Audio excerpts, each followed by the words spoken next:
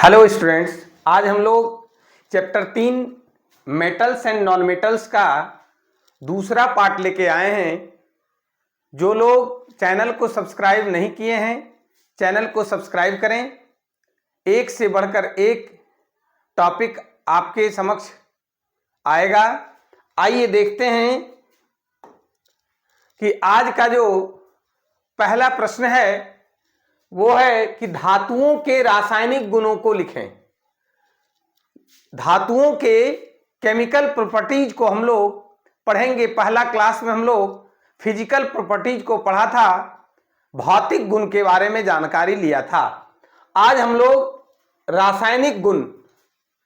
रासायनिक गुणों के विषय में पढ़ेंगे कि धातुओं के रासायनिक गुण निम्नलिखित हैं। पहला है कि ऑक्सीजन के साथ अभिक्रिया। धातुओं की जब प्रतिक्रिया ऑक्सीजन के साथ कराई जाती है तब क्या होता है, आइए हम लोग देखें कि सभी धातुएं ऑक्सीजन के साथ संयोग करके धातु के ऑक्साइड बनाती है। आइए जरा उदाहरण से हम लोग देखेंगे और समझने का प्रयास करेंगे। 4Na प्लस O2 बनाता है 2Na2O। ये हमारा सोडियम है। ये क्या है? सोडियम है। और ये ऑक्सीजन है।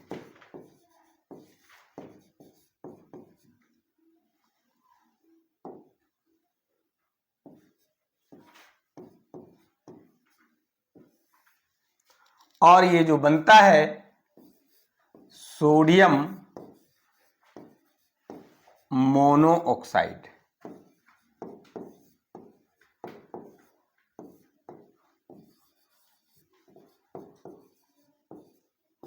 क्या बना रहा है कि जो है सोडियम की प्रतिक्रिया जब ऑक्सीजन के साथ कराई जाती है तो सोडियम मोनोऑक्साइड बनता है।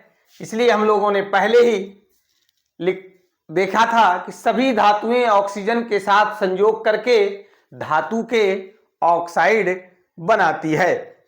अगर हम मैग्नीशियम के साथ प्रतिक्रिया करा देंगे तो मैग्नीशियम ऑक्साइड बना देगा। जैसे देख लीजिए Mg प्लस O2, 2 Mg ले लीजिए, बैलेंस हो जाएगा 2MgO। क्या बना?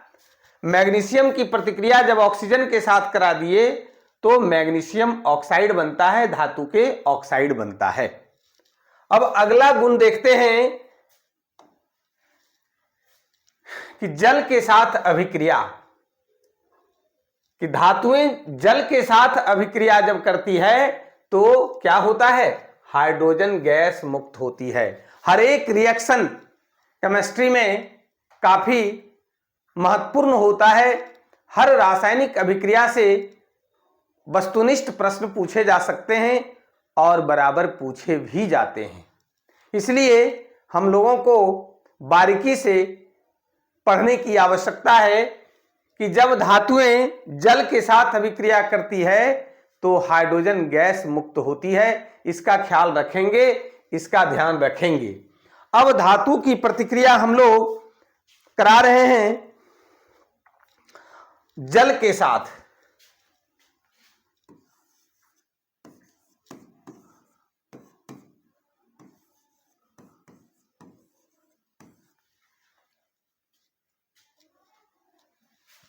अब देखिए क्या बनता है,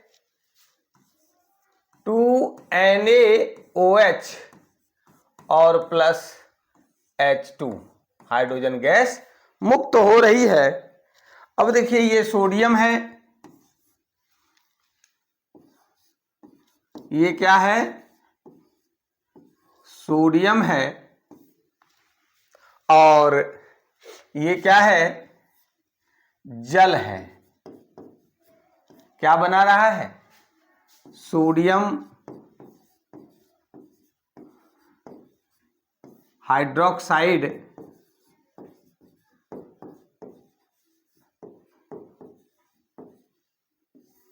और ये हाइड्रोजन है ना।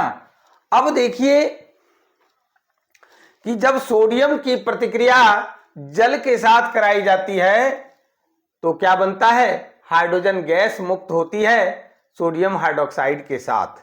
किस प्रकार से रिएक्शन होता है जरा उसको भी हम लोग देखेंगे। देखिए H2O जो है ना, ये जो टूटता है वो HOH के फॉर्म में, ध्यान रखिएगा कैसे टूटता है, HOH के फॉर्म में। सोडियम के साथ ये OH मिल करके NaOH बनाता है और ये H चूंकि दो अणु है तो दोनों मिल करके H2 बना लेता है, हाइड्रोजन गैस मुक्त होती है। यानी जब धातु की प्रतिक्रिया जल के साथ कराई जाती है तो हाइड्रोजन गैस मुक्त होती है। ये याद रखेंगे, आपसे ऑब्जेक्टिव में भी पूछ सकता है।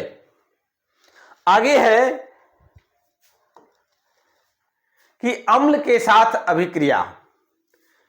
यहां भी देखिए कि धातुएं अम्ल के साथ अभिक्रिया करके हाइड्रोजन गैस मुक्त करती है। क्या करती है, हाइड्रोजन गैस मुक्त करती है। जब धातुएं जल के साथ अभिक्रिया करती है उस परिस्थिति में भी हाइड्रोजन गैस मुक्त होता है, और जब अम्ल के साथ अभिक्रिया करती है तब भी हाइड्रोजन गैस मुक्त होती है। आइए 2Na प्लस 2HCl क्या बनाता है, 2NaCl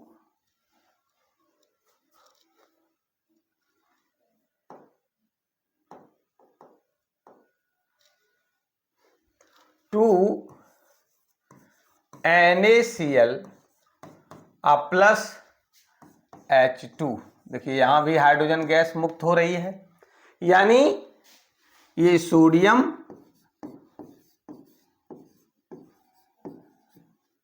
और ये हाइड्रोक्लोरिक अम्ल, क्या है ये, हाइड्रोक्लोरिक अम्ल, और ये फिर क्या बना, सोडियम क्लोराइड। इसको क्या कहेंगे, सोडियम क्लोराइड, और ये हाइड्रोजन गैस।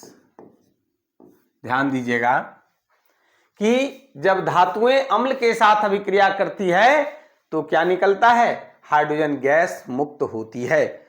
और देख लेंगे हम लोग कि मैग्नीशियम के साथ भी रिएक्शन कराते हैं तो Mg प्लस 2HCl क्या बना लेता है, MgCl2 plus H2, hydrogen gas मुक्त होती है। ये मैग्नीशियम है, ये हाइड्रोजन क्लोराइड है, और ये मैग्नीशियम क्लोराइड है। क्या लिखेंगे इसको, मैग्नीशियम क्लोराइड। एक एक सूत्र आपको याद करना है, देखना है, दिमाग में रखिए। केमिस्ट्री में सूत्र है ईंट, और जब तक ईंट नहीं होगा तब तक केमिस्ट्री रूपी मकान तैयार नहीं होगा।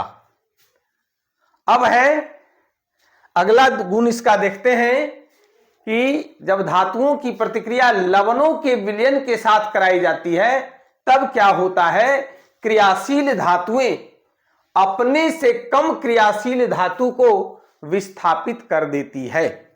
आइए देखते हैं कि जब Zn की प्रतिक्रिया CuSO4 के साथ कराई जाती है, बहुत इंपॉर्टेंट रिएक्शन है, बराबर आपको ये भेंट हो जाएगा। ZnSO4 plus Cu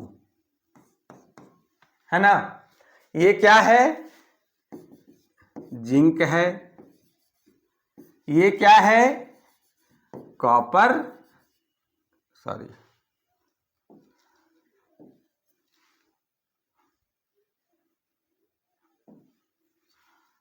copper sulphate.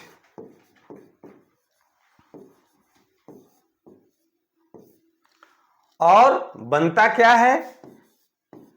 Zinc sulphate और ये कॉपर प्राप्त हो जाता है।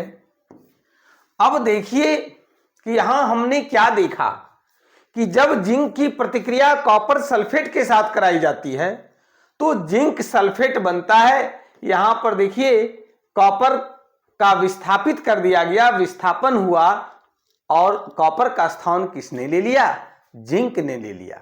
इस चीज की जानकारी हम लोगों ने कब लिया था? विस्थापन अभिक्रिया में, एकल विस्थापन अभिक्रिया में जब पहला चैप्टर हम लोगों ने पढ़ा तो उसमें क्या देखे थे कि अपने से कम क्रियाशील धातु का विस्थापन कर दिया जाता है।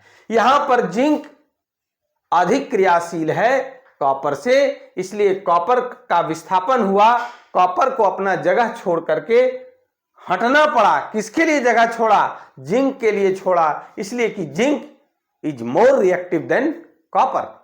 जिंक जो है वो कॉपर से अधिक क्रियाशील है, इसलिए कॉपर का स्थान किसने ले लिया?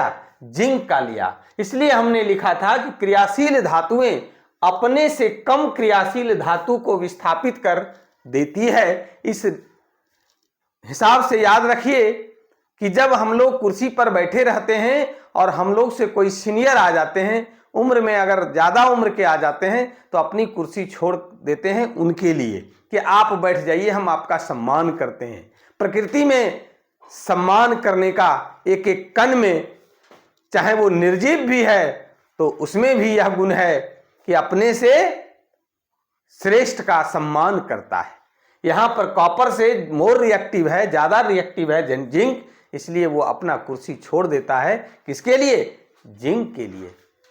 हम लोगों को भी अपने से बड़ों का सम्मान करना चाहिए। अपने से ज्यादा जो क्रियाशील हैं, ज्यादा जो उम्रदराज हैं, उनका सम्मान, बड़ों का सम्मान जरूर करना चाहिए। अब आइए अगला जो टॉपिक है, अगला जो प्रश्न है वो बहुत ही इंपॉर्टेंट है। अभी हम लोग जो पढ़ रहे थे कि जब जिंक की प्रतिक्रिया कॉपर सल्फेट के साथ कराई जाती है तो जिंक सल्फेट और कॉपर बनता है। कारण कि हम लोग देखे या जान रहे हैं कि कॉपर कम क्रियाशील है, लेस रिएक्टिव है, किसके बनिस्पत? जिंक के बनिस्पत। अब आइए हम लोग क्रियाशीलता श्रेणी देखते हैं। रिएक्टिविटी टेबल कहिए, रिएक्टिविटी सीरीज कहिए, यही है आपका क्रियाशीलता श्रेणी। क्रियाशीलता श्रेणी। और इस श्रेणी में हम लोग क्या देख रहे हैं? यहां पर देखिए लिखा हुआ है मोर रिएक्टिव, नीचे लिखा हुआ है लिस्ट रिएक्टिव। यानी जो ऊपर में है वो ज्यादा रिएक्टिव है, ज्यादा क्रियाशील है, और जो नीचे है वो कम क्रियाशील है। जो सबसे नीचे है वो सबसे कम क्रियाशील है। यहां पर हम लोग देख रहे हैं कि सबसे ऊपर में क्या है? पोटेशियम है, फिर सोडियम है, फिर कैल्शियम है, फिर मैग्नीशियम है, तब एल्युमिनियम है, कार्बन है, जिंक है, आयरन है, लोहा, फिर टीन है, लेड, सीसा, हाइड्रोजन, कॉपर, सिल्वर, गोल्ड और प्लेटिनम सबसे नीचे है। इससे हम लोग इस क्रियाशीलता श्रेणी से हम लोग ये देखते हैं कि ऊपर से नीचे आने पर क्रियाशीलता श्रेणी धातुओं का क्या होता है? घटते चला जाता है। नीचे जब आते हैं तो घटते चला जाता है। आपसे अगर प्रश्न करेगा कि क्रियाशीलता श्रेणी में सबसे अधिक क्रियाशील धातु कौन सा है, तो आपको जवाब देना है पोटेशियम, है ना। सबसे कम क्रियाशील धातु कौन सा है, तो वो है गोल्ड। नीचे प्लेटिनम भी है, लेकिन आपको जवाब देना है गोल्ड, सोना। सोना कम क्रियाशील है इसलिए भी महंगा है, कारण उसका जब आभूषण बनता है तो उस पर जो है कोई रिएक्शन नहीं होता है, कोई प्रतिक्रिया नहीं होता है, ना उसमें जंग लगता है, ना ही उसका चमक कभी समाप्त होता है, कारण वो लिस्ट रिएक्टिव है, कम क्रियाशील धातु है। अब आइए कि इसमें देखेंगे, ये जो हाइड्रोजन के विषय में देख रहे हैं, लाल से ये लिखा हुआ है, हाइड्रोजन से जो ऊपर वाली धातुएं हैं, है ना, आपसे प्रश्न इसमें करेगा, देख लीजिए कि हाइड्रोजन से ऊपर जो धातु है potassium, sodium, calcium, magnesium, aluminium, carbon, zinc, iron, tin, lead, और नीचे भी है कॉपर, सिल्वर, गोल्ड, प्लेटिनम, है ना। अब आइए एक प्रश्न है इसके लिए कि क्रियाशीलता श्रेणी की विशेषताओं को लिखें। क्रियाशीलता श्रेणी की विशेषताएं निम्नलिखित हैं। हम एकदम जो है प्रश्न उत्तर करके दे दिया आपको कि आपको कोई परेशानी ना हो, आप इसको नोटबुक में नोट करें और बढ़िया तरीके से तैयारी करें। वीडियो को अगर समझ में नहीं आता है तो हमें कमेंट करके बताएं और बार बार देखें। जितना बार आप देखेंगे कुछ ना कुछ नया उससे निकल करके आएगा। तो क्रियाशीलता श्रेणी में हाइड्रोजन के ऊपर वाली धातुएं अधिक क्रियाशील होती है। क्या हम अभी देखे थे कि हाइड्रोजन से ऊपर वाली जो भी धातुएं हैं वो अधिक क्रियाशील होती है बनिस्पत हाइड्रोजन के नीचे वाले धातु से।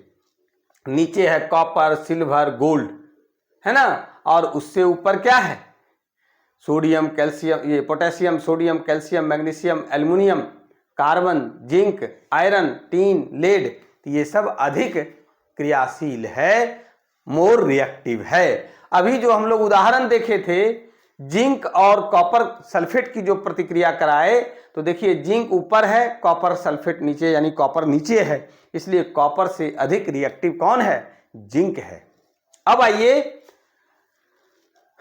दूसरा जो इसका है कि इस श्रेणी में जैसे जैसे नीचे की तरफ आते हैं धातु की क्रियाशीलता घटती जाती है। ये हमने अभी आपको बताया भी था।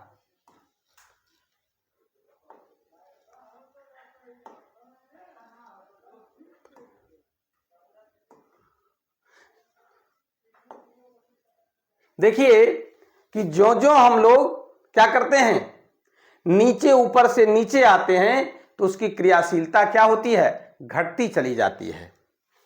अगला देखिए कि इस श्रेणी में हाइड्रोजन के ऊपर वाली धातुएं अम्ल से अभिक्रिया करके क्या देता है, हाइड्रोजन गैस मुक्त करती है। हम लोगों ने देखा कि हाइड्रोजन से ऊपर क्या है, मैग्नीशियम है, और मैग्नीशियम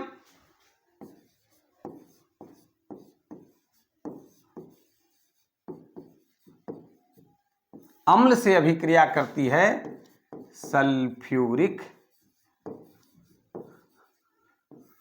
अम्ल से प्रतिक्रिया करती है तो क्या देता है, हाइड्रोजन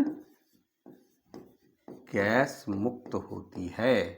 ये क्या है, हाइड्रोजन गैस मुक्त होती है। ये लवण है मैग्नीशियम सल्फेट,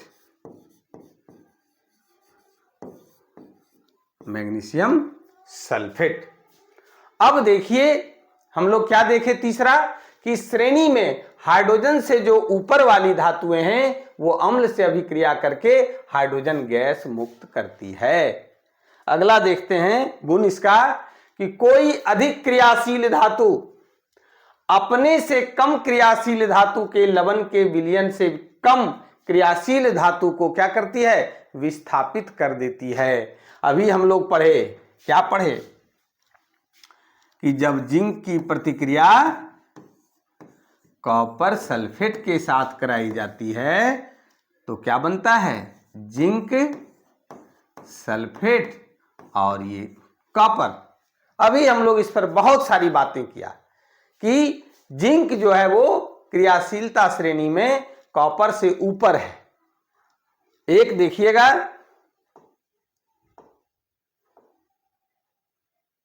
देखिए हाइड्रोजन से ऊपर है जिंक और कॉपर है नीचे, इसलिए ये जिंक ज्यादा रिएक्टिव है। इसलिए हम लिख रहे थे, यहां भी लिख के दिखा देते हैं कि Zn प्लस CuSO4 क्या बनाता है, ZnSO4 प्लस Cu।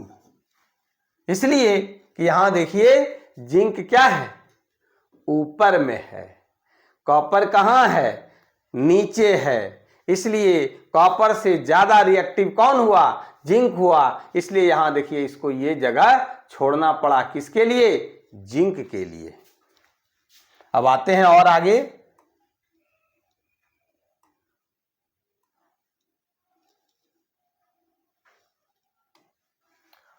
अब एक प्रश्न है, अगला प्रश्न है, बहुत ही इंपॉर्टेंट है।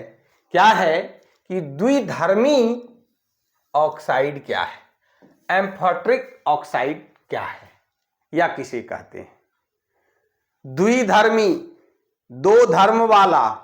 द्वि मतलब दो, और धर्म तो आप समझ रहे हैं, दो धर्म। यहां कैसा धर्म है, यानी वो अम्लीय भी है और क्षारीय गुण को भी प्रदर्शित करता है। वैसे ऑक्साइड को द्विधर्मी ऑक्साइड कहते हैं, है ना। हम लोग जानते हैं कि धातु के ऑक्साइड क्षारीय होते हैं, धातु के ऑक्साइड क्षारीय होते हैं, लेकिन कुछ अपवाद है कि क्षारीय भी होते हैं और अम्लीय भी होते हैं। इस तरह से आपसे प्रश्न पूछा जा सकता है। तो वे ऑक्साइड जिनमें अम्लीय, ध्यान दीजिएगा, और भास्मिक, क्षारीय, एल्कली, बेसिक दोनों प्रकार के गुण पाए जाते हैं, द्विधर्मी ऑक्साइड कहलाते हैं, है ना। कि वे ऑक्साइड जिनमें अम्लीयता का भी गुण हो, भास्मिक गुण भी हो, क्षारीयता का भी गुण हो, वैसे ऑक्साइड को द्विधर्मी ऑक्साइड कहते हैं। क्योंकि द्वि मतलब दो और धर्मी मतलब धर्म, धर्म से मतलब है उसका गुण।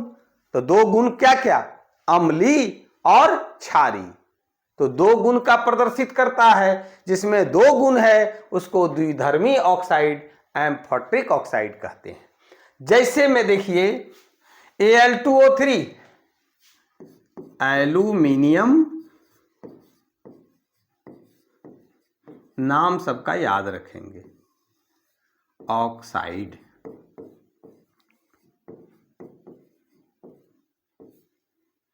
फिर है देखिए जिंक ऑक्साइड,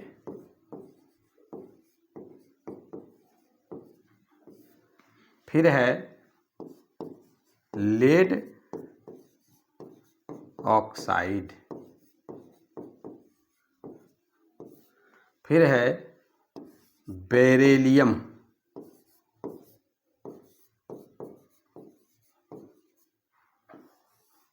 ऑक्साइड।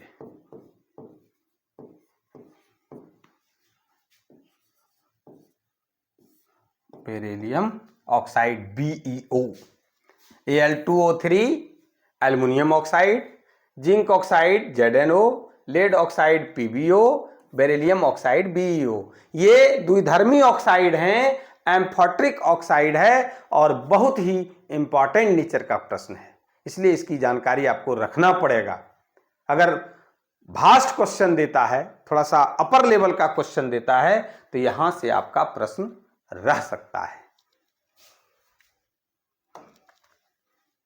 अब आइए कि कुछ साइंटिफिक रीजन वाला प्रश्न होता है।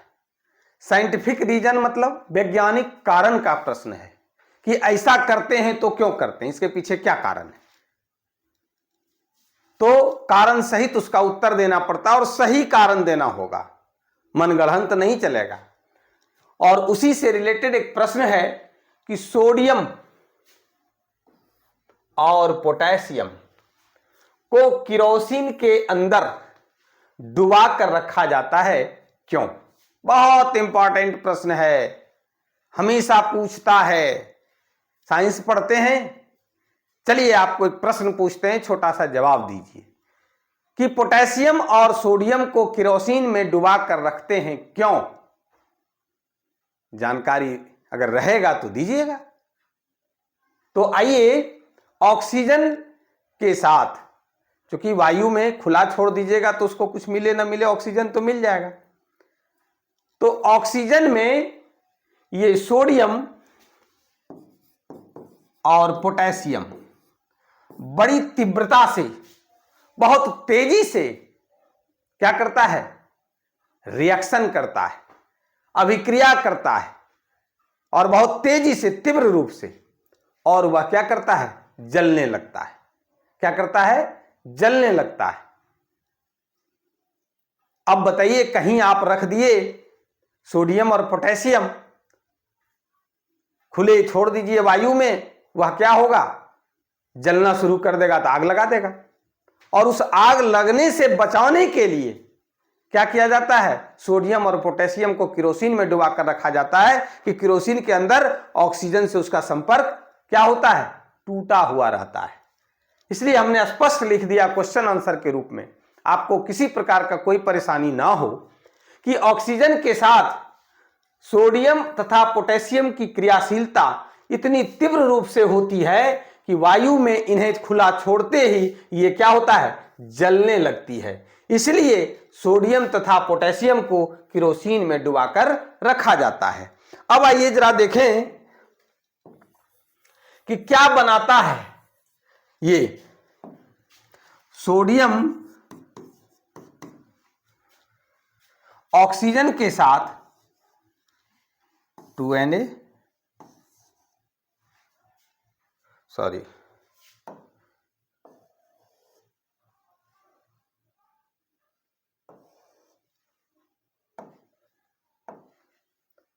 Na और ये O2 बनाता है 2Na2O।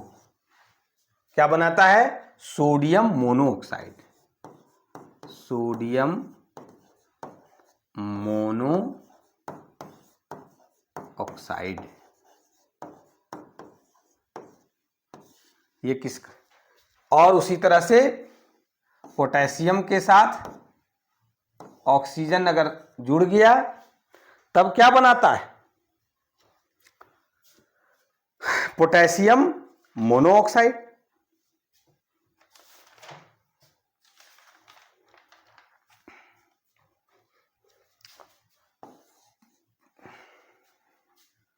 देखिए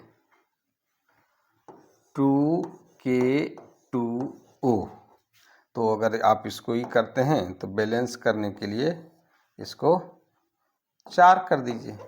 4K प्लस O2, 2K2O, ये पोटेशियम मोनोऑक्साइड हो गया। क्या नाम है इसका, पोटेशियम मोनोऑक्साइड। क्या बना, पोटेशियम मोनोऑक्साइड। यानी ये ऑक्सीजन में जल करके सोडियम मोनोऑक्साइड और पोटेशियम मोनोऑक्साइड बनाता है। तो हम लोगों ने आज की क्लास में ये सब प्रश्न को पढ़ा। अगर आपको कोई परेशानी हो तो आप हमें कमेंट करके जरूर बताएं। अगर आपको आज का वीडियो अच्छा लगा हो तो लाइक और शेयर जरूर करेंगे। जो लोग चैनल को सब्सक्राइब नहीं किए हैं, चैनल को जरूर सब्सक्राइब करेंगे। आज के क्लास में बस इतना ही। धन्यवाद।